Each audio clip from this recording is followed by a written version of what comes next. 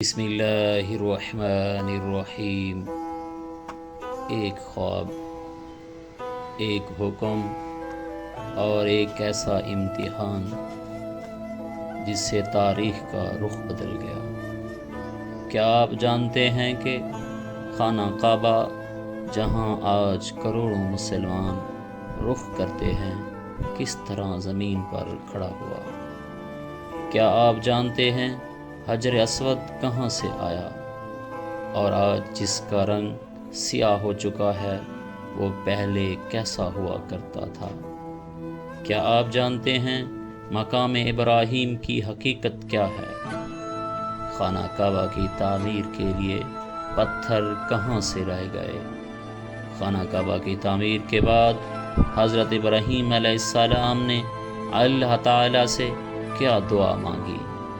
لیکن سب سے بڑا سوال، اللہ تعالیٰ نے اپنے نبی کو خانہ کعبہ کی تعمیر کے لیے کیا مزدوری دی؟ یہ صرف ایک کہانی نہیں، یہ ایمان، قربانی اور اللہ کے راز کا وہ باب ہے جو آپ کے دل کو بدل کر رکھ دے گا۔ اللہ تعالیٰ نے قرآن مجید میں فرمایا، وَإِذْ يَرْفَعُ ابراہیم القواعد من البیت واسماعیل، اور یاد کرو جب حضرت ابراہیم اور حضرت اسماعیل نے بنیادیں گھر کعبہ کی اٹھائیں۔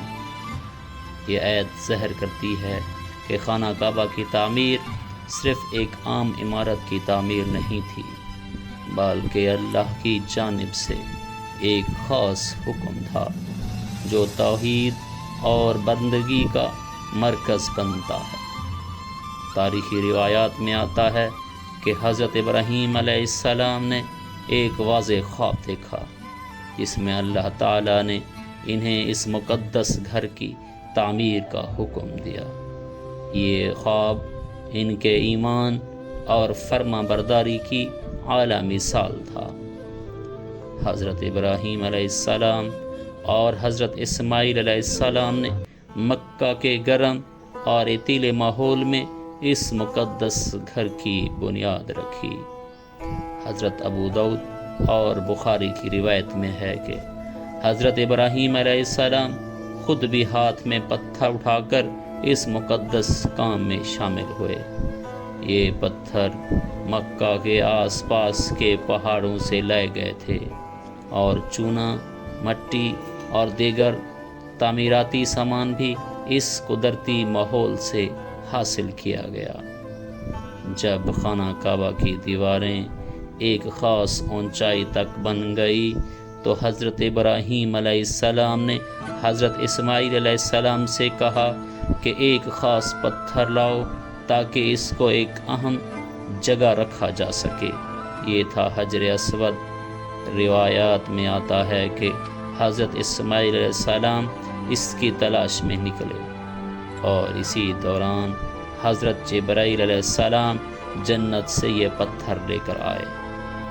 حجر اسود دراصل جنت کا پتھر ہے۔ شروع میں حجر اسود جنت سے آیا تو برف کی طرح سفید تھا، جو زمانہ گزرنے کے ساتھ کالے رنگ کا ہو گیا کیونکہ انسانوں کے گناہوں نے اس کا رنگ بدل دیا۔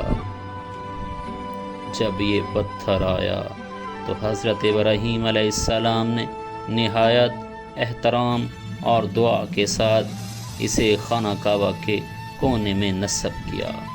کہا جاتا ہے کہ جب پتھر رکھا جا رہا تھا تو دونوں نبیوں نے یہ دعا پڑھی، ربنا تقبل منا انک انت السمیع العلیم، اے ہمارے رب ہم سے قبول فرما، بے شک تو سب سننے والا، سب جاننے والا ہے۔ حجر اسود کا نصب ہونا تعمیر کا نہایت اہم لمحہ تھا کیونکہ یہ اللہ کی طرف سے خاص نشانی اور بیت اللہ کی تکمیل کی علامت تھا۔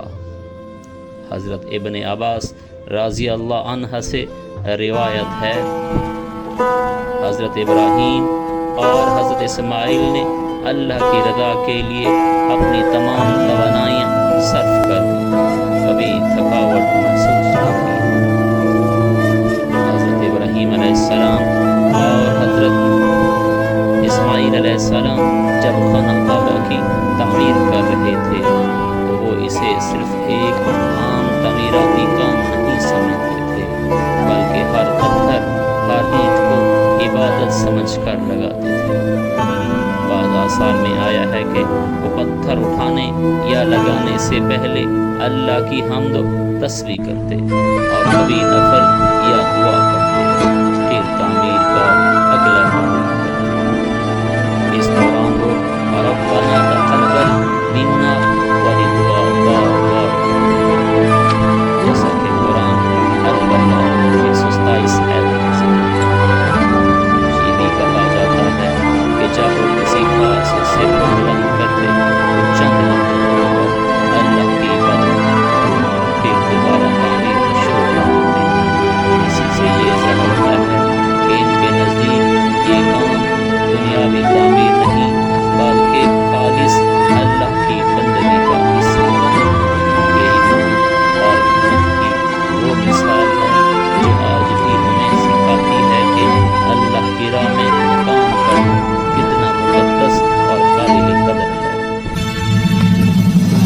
جب خانہ کعبہ کی تعمیر مکمل ہوئی تو اللہ تعالیٰ نے ایک خاص مقام مقرر فرمایا جسے آج ہم مقام ابراہیم کہتے ہیں۔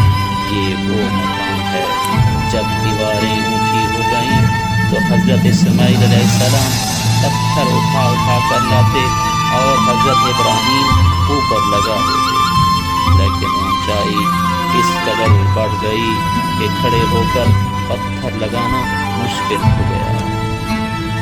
اس وقت حضرت اسماعیل علیہ السلام ایک بڑا مضبوط پتھر لے آئے تاکہ حضرت ابراہیم اس پر کھڑے ہو کر تعمیر جاری رکھ سکے۔ یہ وہی پتھر ہے جس پر کھڑے ہو کر حضرت ابراہیم علیہ السلام نے اللہ کے گھر کو مکمل کیا، اور اس پتھر پر ان کے قدموں کے نشانات آج بھی موجود ہیں۔ یہی آج مقام ابراہیم کہلاتا ہے۔ قرآن میں اللہ تعالیٰ فرماتے ہیں وَاتَّخِذُوا مِن مَقَامِ إِبْرَاهِيمَ مُصَلًّى، اور مقام ابراہیم کو نماز کے لیے جگہ بناؤ۔ یہ مقام آج بھی مسجد الحرام کے اندر لاکھوں مسلمانوں کی زیارات اور عبادات کا مرکز ہے۔ تاریخی اور اسلامی مصادر کے مطابق خانہ کعبہ کی تعمیر میں کئی ماہ لگے، جس میں ہر پتھر ہر اینٹ اللہ کی وحدانیت اور بندگی کی علامت تھی۔ حضرت ابن عباس رضی اللہ عنہ فرماتے ہیں کہ خانہ کعبہ کو رسول اللہ صلی اللہ علیہ وآلہ وسلم نے دنیا کے مسلمانوں کا قبلہ مقرر فرمایا، اور آج بھی مسلمان کہیں سے بھی نماز پڑھیں وہ خانہ کعبہ کی طرف منہ کر کے اللہ کی عبادت کرتے ہیں۔ یہی توحید اور وحدانیت کا پیغام ہے جو خانہ کعبہ کی تعمیر کے ذریعے دنیا تک پہنچایا گیا۔ جب حضرت ابراہیم علیہ السلام اور حضرت اسماعیل علیہ السلام نے اس مقدس گھر کی بنیاد رکھی تو انہوں نے دعا کی ربنا تقبل منا انک انت السمیع العلیم، ہمارے رب ہم سے قبول فرما، یقیناً تو سب سننے والا سب جاننے والا ہے۔ یہ دعا نہ صرف ان کی عاجزی اور اللہ کی رضا کی طلب کا اظہار تھی بلکہ آج بھی مسلمانوں کے دلوں کی دعا ہے۔ رسول اللہ صلی اللہ علیہ وآلہ وسلم نے فرمایا الدعاء هو العبادہ، یعنی دعا عبادت کا اصل ذریعہ ہے۔ یہ دعا ہمیں یہ سکھاتی ہے کہ ہمارے عمل کی قبولیت صرف تب ممکن ہے جب اللہ کی رضا شامل ہو، چاہے وہ عمل کتنا ہی عظیم کیوں نہ ہو۔ خانہ کعبہ وہ گھر جو صرف پتھروں اور اینٹوں کا ڈھیر نہیں، بلکہ اللہ کی وحدانیت، توحید اور بندگی کا جیتا جاگتا نشان ہے، جو ہر مسلمانوں کے دل کی گہرائی میں دھڑکتا ہے۔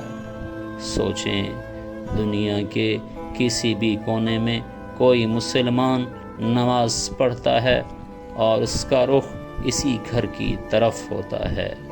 یہ تعمیر ہمیں یاد دلاتی ہے کہ ایمان، قربانی اور اللہ کی راہ میں محنت کوئی نام البدل نہیں۔ یہ وہی جگہ ہے جہاں ایک باپ اور بیٹے نے اپنے پسینے کی ہر بوند، اپنے صبر کا ہر لمحہ اور اپنے عشق الہی کا ہر احساس اس گھر کی اینٹ میں رکھ دیا۔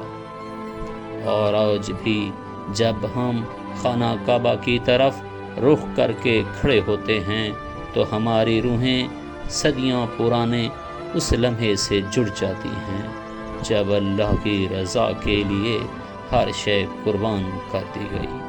لیکن سوال یہ ہے، کیا ہم بھی اپنے دل کو ویسا ہی پاک اور ایمان کو ویسا ہی مضبوط رکھ پا رہے ہیں؟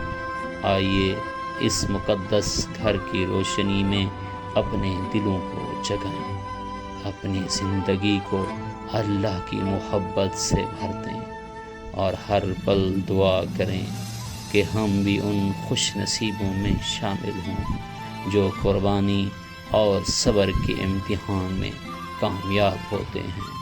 اللہ کی رضا ہی ہماری اصل کامیابی ہے اور یہی خانہ کعبہ کا پیغام ہے۔ یا رب العالمین، ہمیں اپنی عبادات میں خلوص عطا فرما اور اپنے قریب رکھ، آمین۔ اگر آپ کو یہ ویڈیو پسند آئے تو پلیز لائک کریں، شیئر کریں اور ہمارے چینل کو سبسکرائب کرنا نہ بھولیں تاکہ آپ کو ہماری ایسی مزید بابرکت ویڈیوز ملتی رہیں۔ جزاک اللہ۔